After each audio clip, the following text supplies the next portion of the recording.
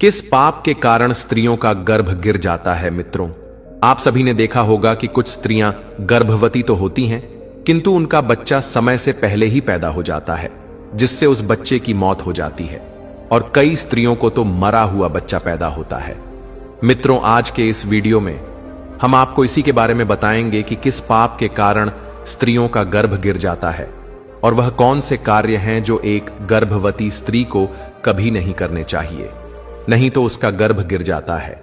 और भगवान शिव ने इसके बारे में क्या बताया है, जानेंगे एक महत्वपूर्ण कथा के माध्यम से। मित्रों, एक समय की बात है जब रावण की पत्नी मंदोदरी भगवान शिव से मिलने कैलाश पर्वत जाती हैं, तो माता मंदोदरी को देखकर भगवान शिव ने कहा, हे देवी, क्या बात है, आज आप अचानक मुझसे मिलने क्यों आई हैं? तब माता मंदोदरी ने कहा, प्रभु, आज जब मैं पृथ्वी लोक पर भ्रमण कर रही थी तो मैंने देखा कि कुछ स्त्रियां गर्भवती तो होती हैं, किंतु समय से पहले ही उनका गर्भ गिर जाता है। प्रभु, इसे देखकर मेरे मन में दो प्रश्न उठ रहे हैं और आज मैं आपसे उन्हीं दोनों प्रश्नों का उत्तर पूछने के लिए आई हूं। तो भगवान शिव ने कहा, हे देवी, तुम्हारे मन में जो भी प्रश्न है मुझे निश्चिंत होकर बताओ, मैं तुम्हारे दोनों प्रश्नों के उत्तर अवश्य ही दूंगा। तो माता मंदोदरी ने कहा, प्रभु, मेरा पहला प्रश्न यह है कि किस पाप के कारण स्त्रियों का गर्भ गिर जाता है और उस स्त्री के बच्चे की मृत्यु हो जाती है। और मेरा दूसरा प्रश्न यह है कि कौन सी स्त्री के भाग्य में पुत्र की प्राप्ति नहीं होती है और वह पूरा जीवन निसंतान रहती है। तो भगवान शिव मुस्कुराते हुए बोले, हे देवी, आज आपने इन प्रश्नों का उत्तर पूछकर संपूर्ण मानव जाति का कल्याण कर दिया है, किंतु इस प्रश्नों का उत्तर मैं आपको एक कथा के माध्यम से दूंगा और इस कथा को सभी स्त्रियों तथा सभी पुरुषों को अवश्य ही सुनना चाहिए, क्योंकि इस कथा को सुनकर आपको पता चल जाएगा कि किस श्राप के कारण स्त्रियों का गर्भ गिर जाता है तथा वह कौन सी स्त्री है जिसके भाग्य में पुत्र की प्राप्ति नहीं होती है और पुत्र की प्राप्ति के लिए उसे क्या करना चाहिए। तो माता मंदोदरी ने भगवान शिव से कहा, आप कथा सुनाइए प्रभु, मैं कथा को पूरा मन लगाकर अंत तक सुनूंगी। नमस्कार दर्शकों, स्वागत है आपका हमारे YouTube चैनल ज्ञान साधना टीवी पर। दोस्तों, अगर आप भी मेरे तरह भगवान श्री राम जी के भक्त हैं तो कमेंट में सच्ची श्रद्धा से जय श्री राम जरूर लिखें।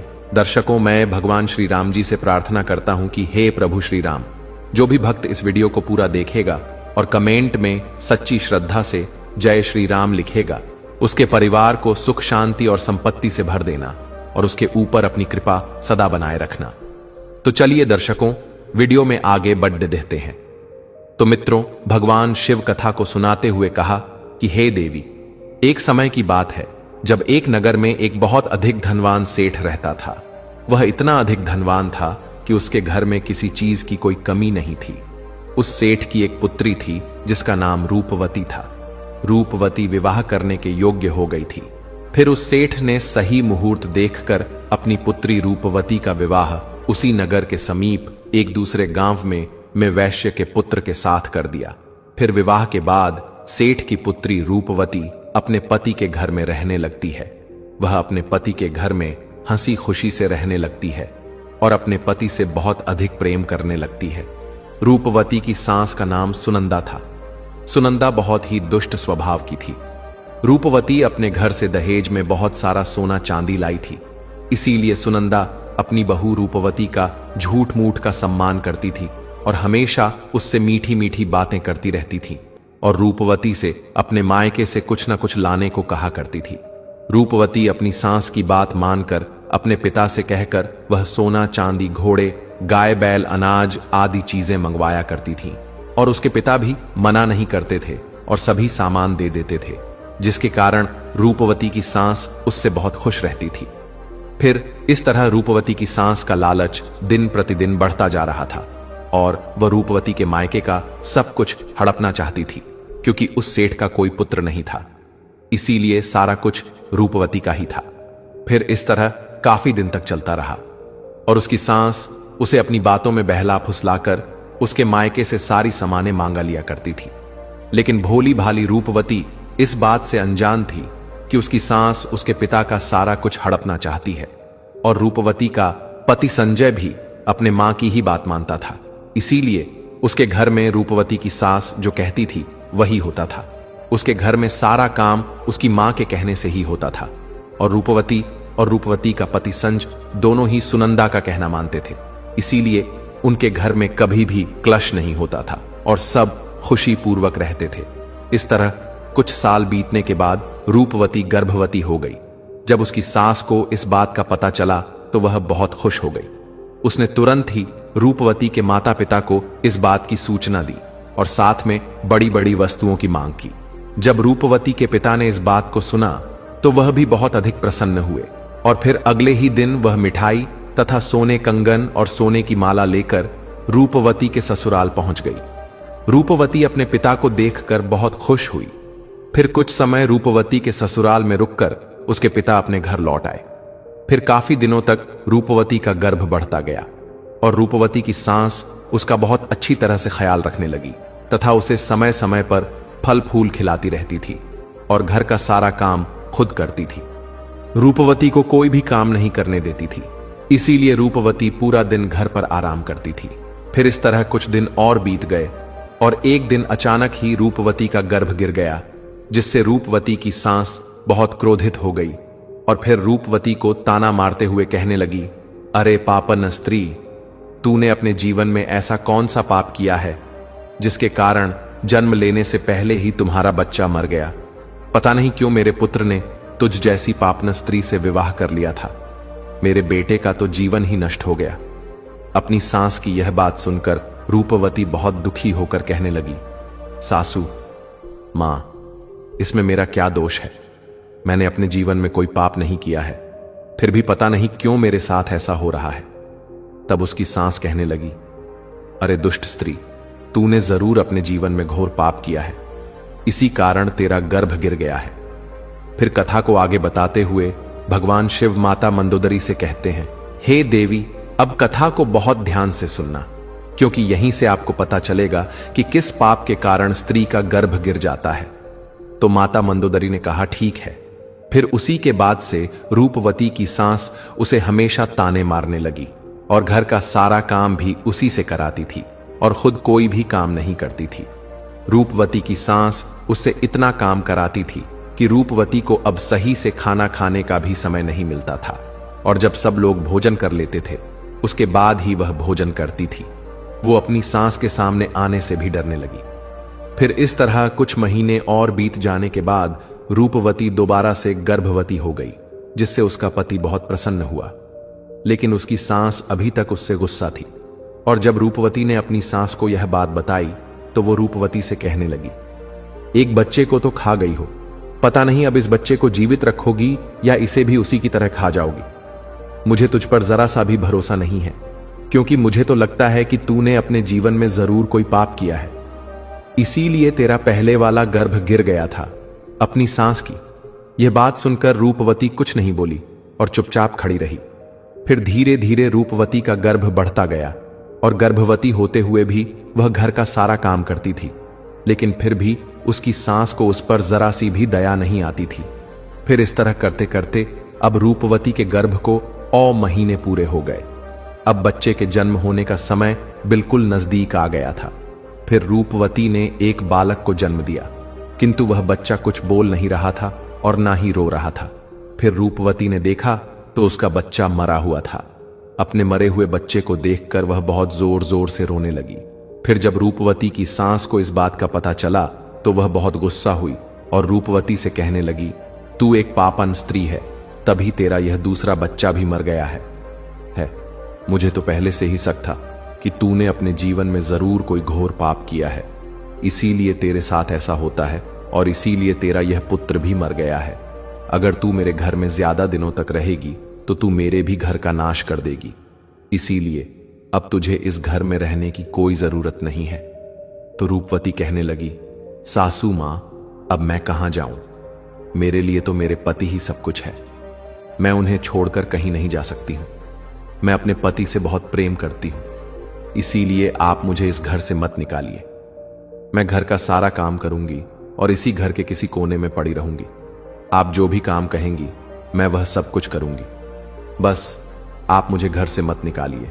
क्योंकि मैं अपने पति के बिना एक पल भी नहीं रह सकती हूं। तो उसकी सांस बोली, अरे पापन स्त्री, अगर तू अपने पति के बिना नहीं रह सकती तो कहीं पर जाकर मर जा, लेकिन अब तुझे मैं इस घर में एक क्षण भी नहीं रहने दूंगी। इतना कहकर रूपवती की सांस रूपवती को धक्के मारकर घर से बाहर कर देती है। फिर रूपवती घर के बाहर बैठी रहती है, लेकिन उसकी सांस ने घर का दरवाजा नहीं खोला। फिर वह घर के बाहर बैठकर अपने मन में सोचने लगी, अब मुझे यहां से अपने मायके ही जाना पड़ेगा। फिर इतना सोचकर वह अपने मायके चल देती है। तभी रास्ते में एक जंगल पड़ता है, तो वह जंगल में रास्ते से अपने मायके जा ही रही थी। तभी बारिश होने लगती है, तो वह एक पेड़ के नीचे बैठ जाती है। तभी वहां से एक साधु महाराज जा रहे थे, तो उन्होंने रूपवती को पेड़ के नीचे बैठा देखकर उसे पूछा, हे पुत्री, तुम कौन हो और यहां इस जंगल में अकेली क्या कर रही हो? तो रूपवती ने साधु महाराज से कहा, हे साधु महाराज, मैं एक बहुत धनवान सेठ की पुत्री हूं और मेरा विवाह एक वैश्य से हुआ है और मुझे अभी तक पुत्र की प्राप्ति नहीं हुई है। मैं एक बार गर्भवती हुई थी तो मेरा गर्भ गिर गया था, और जब मैं दोबारा गर्भवती हुई तो मेरा बच्चा पैदा होते ही मर गया था। इसीलिए मेरी सांस ने मुझे घर से निकाल दिया है। इसीलिए मैं अब इस जंगल में इधर उधर भटक रही हूं। हे मुनिवर, कृपया करके आप ही कुछ उपाय बताइए जिससे मुझे पुत्र की प्राप्ति हो जाए। तो ध्रुव महाराज ने कहा, तुम चिंता मत करो, मैं पुत्र प्राप्ति का उपाय बताता हूं, जिसे यदि तुमने पूरी निष्ठा से किया तो तुम्हें पुत्र की प्राप्ति अवश्य ही होगी। इसके लिए मैं तुम्हें कुछ नियम बताता हूं, इसे ध्यान से सुनो। किसी भी स्त्री को मासिक धर्म के दौरान पति के साथ संबंध नहीं बनाना चाहिए और पति को स्पर्श भी नहीं करना चाहिए। इससे संतान गर्भ में ही गिर जाती है। गर्भ धारण की हुई स्त्री को भगवान की पूजा अर्चना करते रहना चाहिए तथा उसके मुख पर सदैव ही प्रसन्नता होनी चाहिए। साथ ही गर्भवती स्त्री को कभी भी दुखी और निराश नहीं रहना चाहिए, क्योंकि दुखी रहने पर संतान पर बुरा प्रभाव पड़ता है। और गर्भवती स्त्री को कभी दूसरों के घर का भोजन नहीं करना चाहिए तथा जितना हो सके अपने ही घर में रहना चाहिए। एक गर्भवती स्त्री को कभी भी डरावनी चीजें नहीं देखनी चाहिए, क्योंकि इससे संतान पर बुरा प्रभाव पड़ता है। और गर्भवती स्त्री को अच्छा भोजन करना चाहिए, जिससे संतान तम गुणवान होता है। जो भी स्त्री इन नियमों का पालन करती है वह उत्तम पुत्र को प्राप्त करती है, और जो स्त्रियां इन नियमों का पालन नहीं करती हैं उनका गर्भ गिर जाता है। फिर साधु महाराज ने कहा, हे पुत्री, अब मैं तुम्हें पुत्र प्राप्ति का उपाय बताता हूं, इसे ध्यान से सुनना तो तुम्हें पुत्र की प्राप्ति होगी। तो रूपवती ने कहा, जी महाराज। तो साधु महाराज ने कहा, किसी भी स्त्री को पुत्र प्राप्ति के लिए मासिक धर्म के प्रथम 4 दिनों में पति पत्नी को मिलन नहीं करना चाहिए, क्योंकि ऐसा करने से दुराचार पुत्र होता है। और 5वीं रात्रि में मिलन करने से पुत्री की प्राप्ति होती है तथा 6ठी रात्रि में मिलन करने से पुत्र रत्न की प्राप्ति होती है। 7वीं रात्रि में मिलन करने से वंध्या पुत्री होती है तथा 8वीं रात्रि में मिलन करने से बलशाली पुत्र की प्राप्ति होती है। 9वीं रात्रि में मिलन करने से सुंदर कन्या की प्राप्ति होती है तथा 10वीं रात्रि में मिलन करने से विद्वान और अतिश्रेष्ठ पुत्र की प्राप्ति होती है। 11वीं रात्रि में मिलन करने से सुंदर आचरण वाली कन्या प्राप्त होती है। 12वीं रात्रि में मिलन करने से गुणवान पुत्र होता है। 13वीं रात्रि में मिलन करने से मंदोदरी स्वरूपा पुत्री होती है और 14वीं रात्रि में मिलन करने से गुणवान बुद्धिमान तथा बलवान पुत्र होता है। इसीलिए यदि तुम इन नियमों का पालन करो तो तुम्हें उत्तम पुत्र की प्राप्ति होगी। इतना कहकर वह साधु महाराज वहां से चले जाते हैं।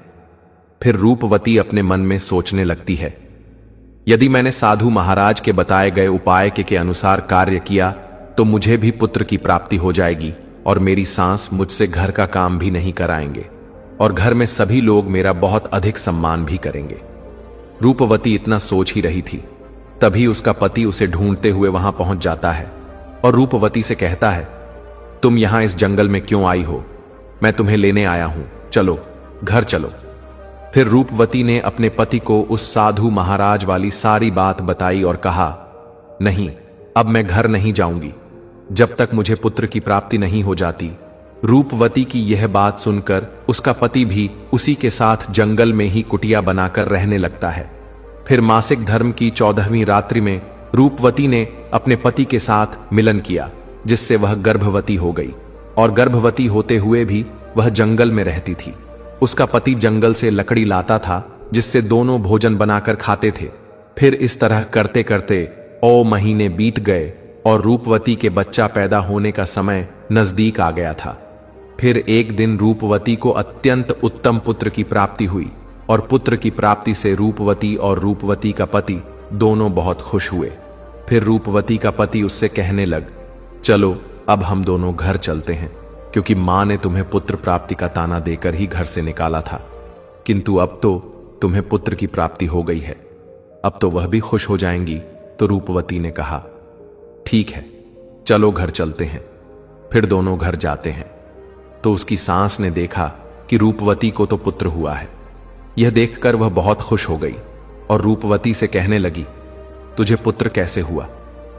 जब आपने मुझे घर से निकाला था तो मैं जंगल में चली गई थी और वहां मुझे एक ज्ञानी साधु महाराज मिले थे।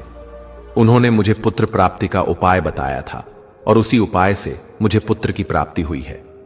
तो उसकी सास उससे कहने लगी, इसका मतलब वह साधु महाराज बहुत अधिक ज्ञानी है, तब तो उन्हें यह भी पता होगा कि हम लोग धनवान कैसे बन सकते हैं।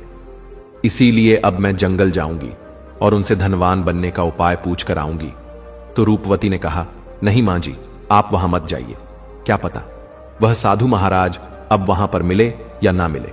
तो उसकी सास ने कहा, नहीं, मैं तो जाऊंगी और उनसे धनवान बनने का उपाय पूछ कर आऊंगी। इतना कहकर उसकी सांस उसी जंगल में पहुंच जाती है। तभी उसे एक शेर दिखाई देता है, तो वह शेर को देखकर डर जाती है। तभी शेर उसे खाने के लिए आगे बढ़ता है। जैसे ही शेर उसे खाने के लिए आगे बढ़ा तो रूपवती की सांस ने उससे कहा, हे सिंहराज, तुम मुझे क्यों खाना चाहते हो? तुम्हें मुझे खाकर क्या मिलेगा? तो शेर बोला, हे पापन स्त्री, तू बहुत दुष्ट स्वभाव की है, इसीलिए मैं तुझे खा जाऊंगा। इतना कहकर शेर उसे खा जाता है। फिर उसकी मौत हो जाती है और यम के 2 दूत आते हैं और उसे यमलोक ले जाकर यमराज जी के सामने खड़ा कर देते हैं। तभी चित्रगुप्त ने उस स्त्री के जीवन का लेखा जोखा देखा और उसके जीवन का लेखा जोखा देखकर कहने लगे, हे धर्मराज, इस स्त्री ने तो अपने जीवन में घोर पाप किए हैं। यह स्त्री अपनी बहू रानी पर बहुत अत्याचार करती थी। उसके गर्भवती होते हुए भी घर का सारा काम उसी से कराती थी। और तो और जब इसकी बहू के पुत्र की मृत्यु हो गई थी तो इसने उसे धक्के मारकर अपने घर से निकाल दिया था। चित्रगुप्त की यह बातें सुनकर यमराज को उस स्त्री पर बहुत क्रोध आया और उन्होंने दूतों से कहा, इसे नरक लोक में डाल दो मित्रों। फिर कथा को आगे बताते हुए भगवान शिव माता मंदोदरी से कहते हैं, हे देवी, इस प्रकार उसकी सांस को उसके किए की सजा मिल गई और रूपवती ने गर्भ धारण के नियमों का पालन किया, जिससे उसे उत्तम संतान की प्राप्ति हुई। इसी तरह कोई भी स्त्री यदि उस साधु द्वारा बताई गई बातों के अनुसार कार्य करेगी तो उसे भी पुत्र की प्राप्ति अवश्य होगी। तो माता मंदोदरी ने कहा, प्रभु, वह कौन सी स्त्रियां हैं जिनके भाग्य में पुत्र की प्राप्ति नहीं होती है, और वह अपने जीवन में ऐसा कौन सा पाप करती है जिसके कारण उन्हें पुत्र की प्राप्ति नहीं होती है, और पुत्र प्राप्ति के लिए उन स्त्रियों को क्या करना चाहिए? तो भगवान शिव ने कहा, यह वह स्त्रियां हैं जो अपने पति से हमेशा लड़ाई झगड़ा करती रहती हैं और घर में सारा काम अपनी ही मनमानी से करती हैं तथा अपने पति का आदर सम्मान नहीं करती हैं। तो ऐसी स्त्रियों के भाग्य में कभी भी पुत्र की प्राप्ति नहीं होती है, और ऐसी स्त्रियों को पुत्र प्राप्ति के लिए अपने पति का आदर सम्मान करना चाहिए तथा उनका कहना मानना चाहिए और घर में लड़ाई झगड़ा नहीं करना चाहिए। तो ऐसी स्त्रियों को भी पुत्र की प्राप्ति होगी।